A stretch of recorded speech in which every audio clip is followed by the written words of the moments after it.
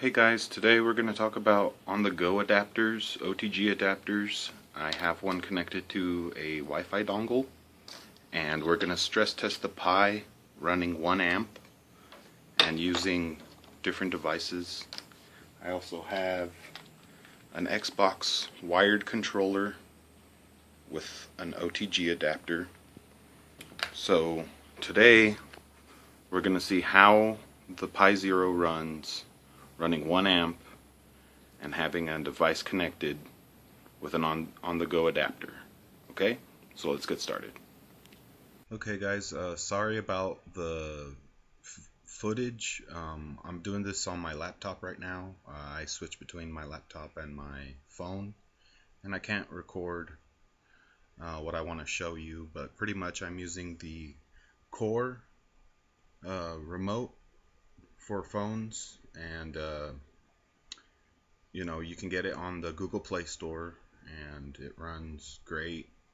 If you don't have a keyboard, it's a great setup. So pretty much I just want to show you how things run.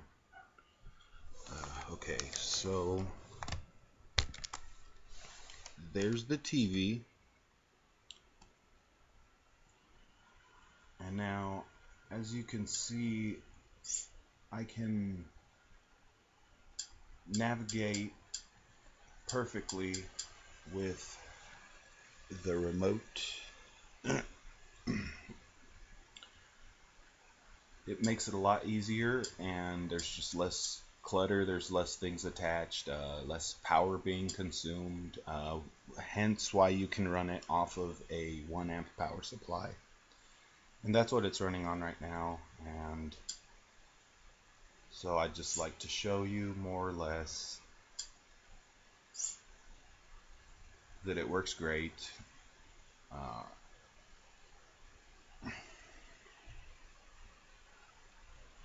Now it might take a while to load, but I have noticed that that kind of is the issue with the Pi Zero, but it's not a big issue.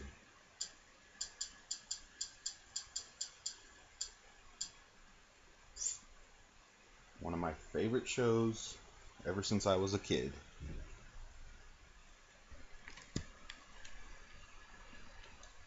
And I'm so glad that I can watch it anytime I want, and I'm so happy that they're coming out with a new series. And there you go, guys. And now our national anthem. Streams perfectly. It's one of those hippie outdoor weddings. Yeah. And it can run for a long time without having any problems. How's my skin look?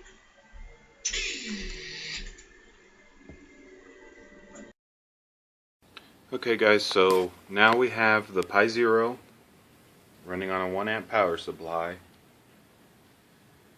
with Retro Pi and an Xbox 360 controller. Now I'm just gonna show you a couple of different games I have. This is a card that I have that I haven't really used that much. I have Super Nintendo and Sega Genesis saved on another card, and I only use it for the Raspberry Pi because it can't really run a whole lot of intense games. Like the most it can run is up to PlayStation 1.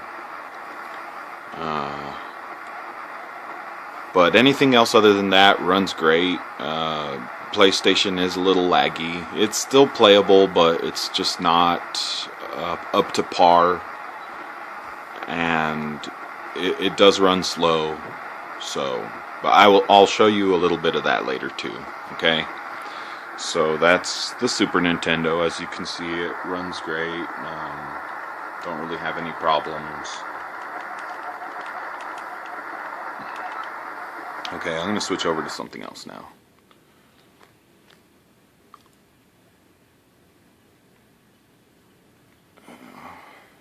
Okay, now here we go. PlayStation.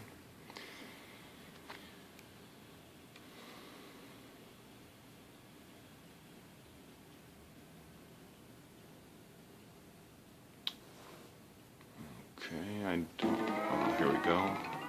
As you can see, you can hear it's got kind of a little bit of a glitch in the sound.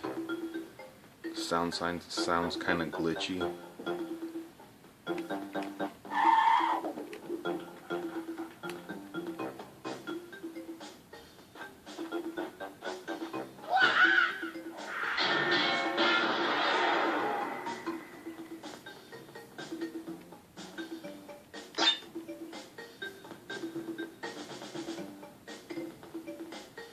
But yeah, pretty much if you don't mind the glitching in the sound and it running a little slower than it normally does, then you shouldn't have a problem.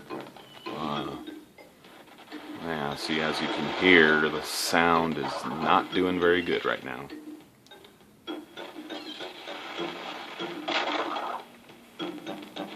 And things do run kind of slow. Sorry, I'm only using one hand to play this too, so bear with me here. Okay, and just a quick little sprint here, and so yeah, as you can see, the sound is terrible, and well, I mean, it's not terrible, but it's not that great.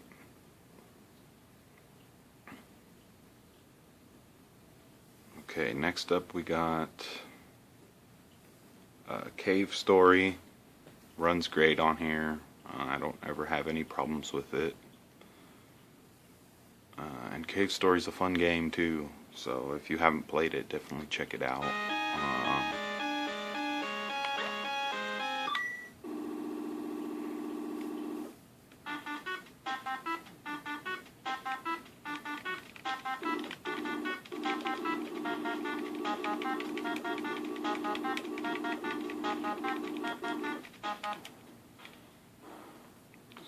So yeah, Cave Story runs great.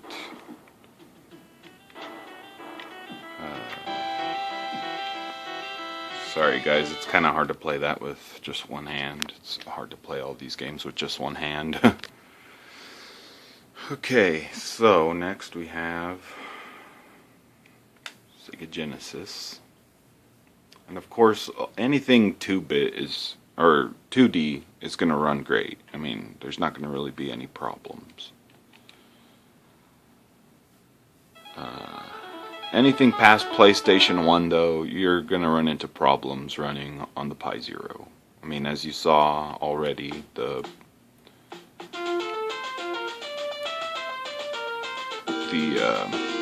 PlayStation didn't run very good.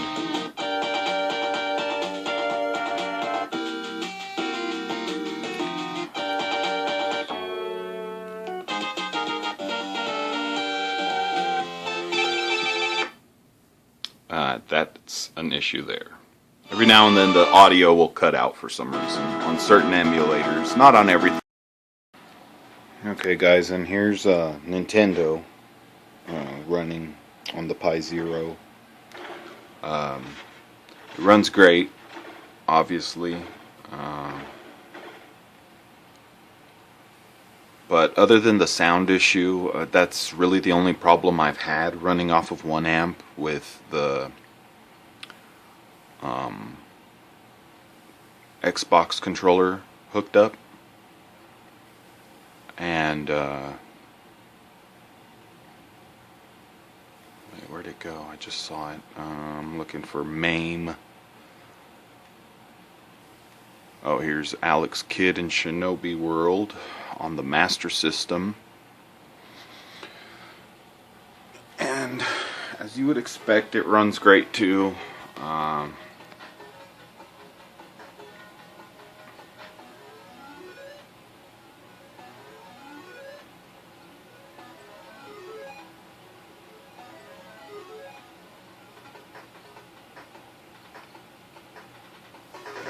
It's kind of hard to play one-handed, guys, so. And there goes the sound.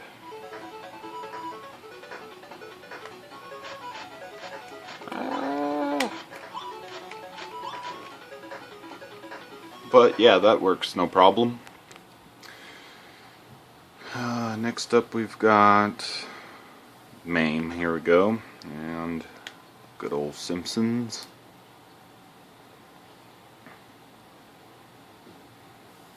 Now, with this game, I do have some trouble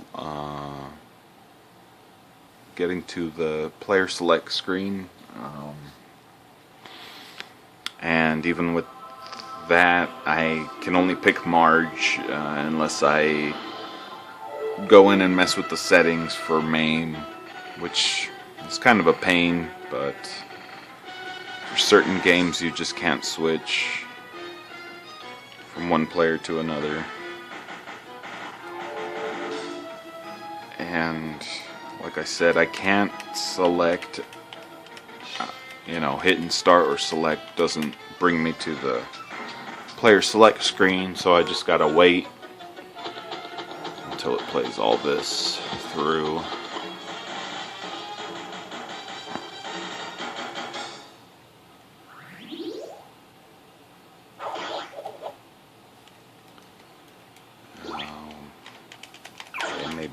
Maybe not.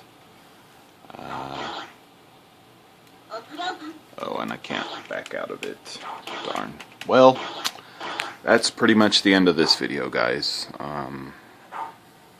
Or as far as demonstrating what we can do with the Pi Zero running on 1 amp. So RetroPie will work. May not work that great, but it works. So that's good to know. Okay guys, so today we learned that we can use an OTG adapter with a 1 amp power supply on the Pi Zero. I know that RetroPie did not run that great. I mean, it runs good, but it doesn't run like really good. OSMC is your best bet if you choose to use on-the-go adapters. It works perfect, and you can use, the core remote app, the official Kodi remote app. There's also Yahtzee and a couple of other ones. I don't really know. I've never used them. I only use core. So if you choose to use the other ones, hey, more power to you. But if I was you, I would use core. It's the official one, and it works great.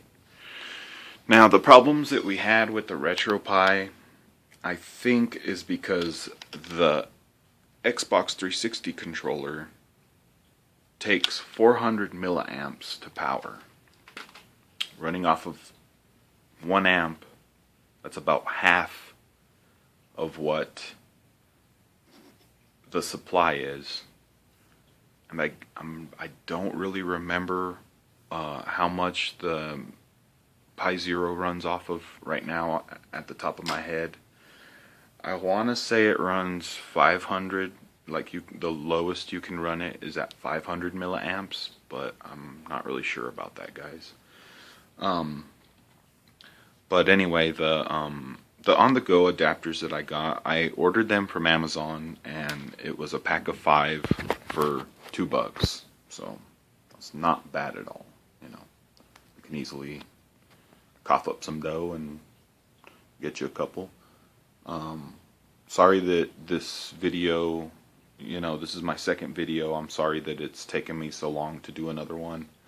I'm having a little bit of financial issues right now. The internet is going to be getting shut off here soon, and I just can't do it, as often as I'd like to anymore. As soon as things get, back to where they need to be, then I'll do more videos. I wanted to do another video on the Raspberry Pi 3 and stress testing it, seeing how much things it can run graphically before it starts to heat up really bad, which it does heat up really bad. The Pi Zero, I had a couple of issues with it heating up, but that was because I was using an Edimax Wi-Fi dongle, and I know that those consume a little more power than a regular Wi-Fi dongle. So I started using this one, and I don't have as much overheating issues anymore. It doesn't run as hot as it once did, so that might be something to consider. But other than that, guys, thanks for watching. Like and subscribe. Leave comments leave comments down below, and you can follow me on Google Plus at DIY RPI. I'll try to get out more stuff if I can soon, but until then, just hang in there, and just keep checking up, and hopefully I can do something again soon. Thanks for watching, guys. Bye bye.